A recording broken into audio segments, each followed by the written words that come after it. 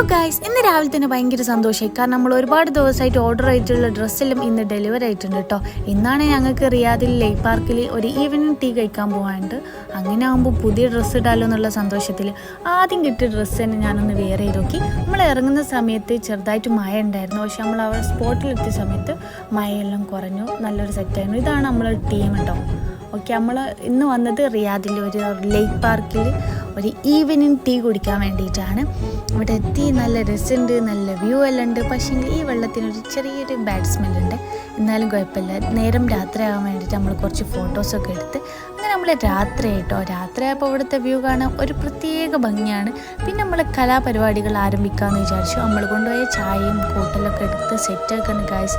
ഒരു നല്ല ടീം വർക്കാണ്. ഇവരെല്ലാം സെറ്റ് ചെയ്ത് നമ്മൾ നല്ല മസാല ചായയും നല്ല സ്പൈസി ആയിട്ടുള്ള കടികളൊക്കെ കഴിച്ച് നേരെ റൂമിലേക്ക് പോകണം. Okay guys, by.